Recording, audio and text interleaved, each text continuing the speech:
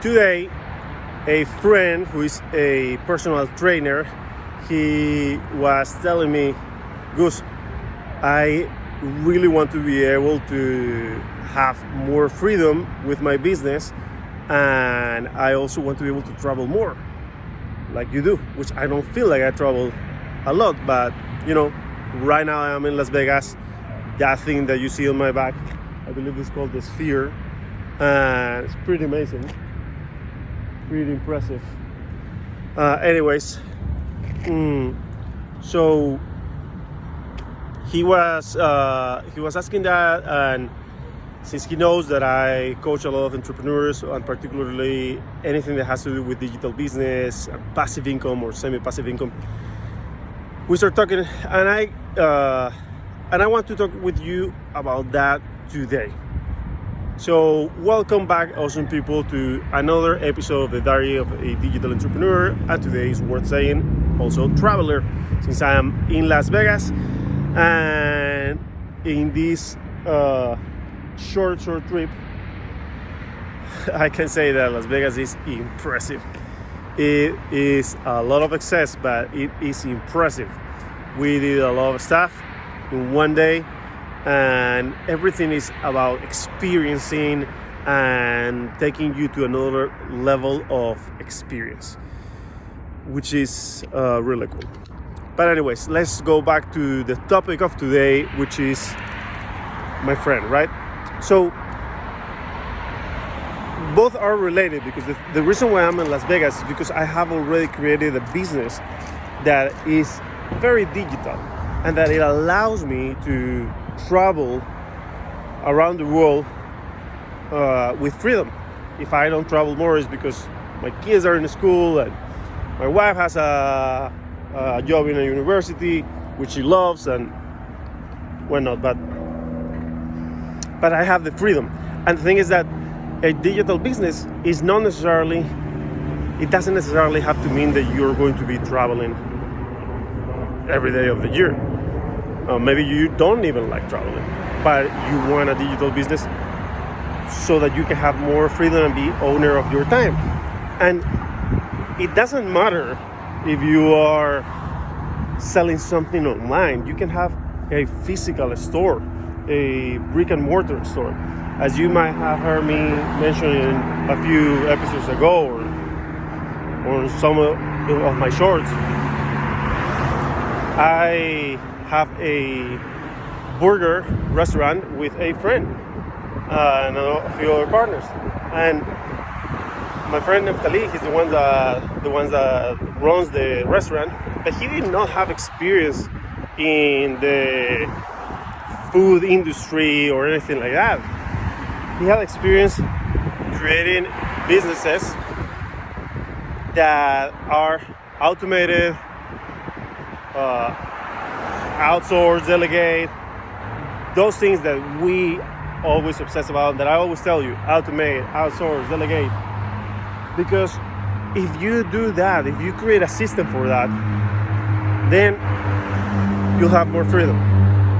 So with my friend today, what I was telling him is, you can do that with your business, but obviously it requires time to get there, but you can do it. And there are 3 simple steps that in his particular case, he can get started with, but this applies to a lot of businesses, particularly businesses where you are offering some sort of services, not with a store, but a service that you might have to go and see your clients and whatnot.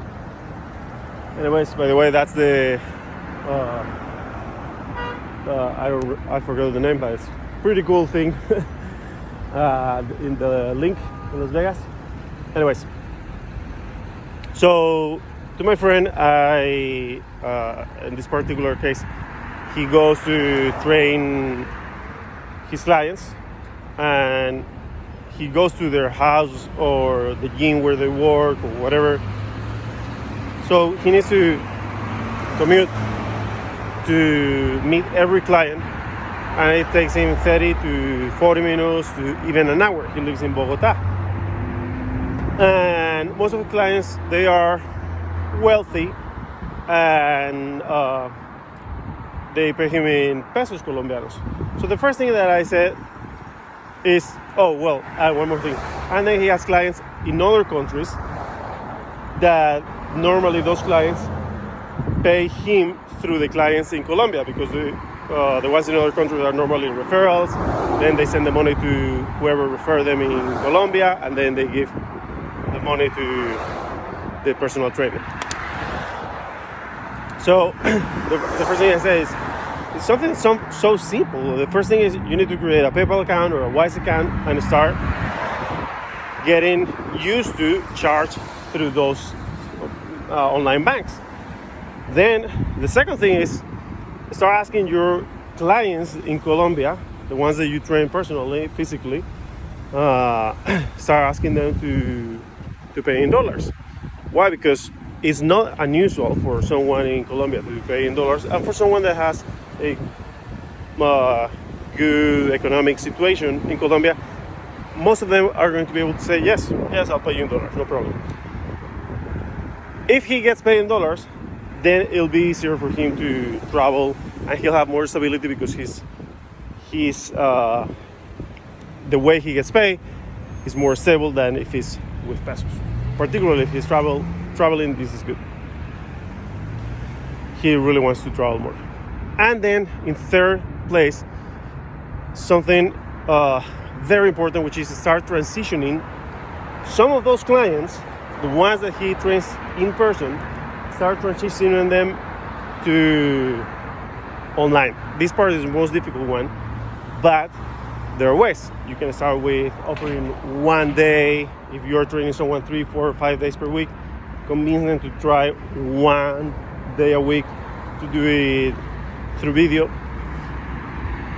Or later on, if they like it, offer them a discount if they move all the classes to video, because as bad as it might sound at the beginning, in reality he will be saving lots of time, because he wouldn't have to commute, and if he doesn't have to commute, then he can help more clients, and if he can help more clients, then he can get more money. That discount will not apply to new clients, because once he gets a new referral for a video online class, he will go back to the normal price, and sooner or later he will start raising his prices because he gets more demand, and why not? But he needs to start doing a transition. Sometimes we are afraid of changing some things for our clients because we are afraid that we might lose them. But if we feel trapped, we need to do it, because otherwise there is no change in the situation from brick and mortar to digital.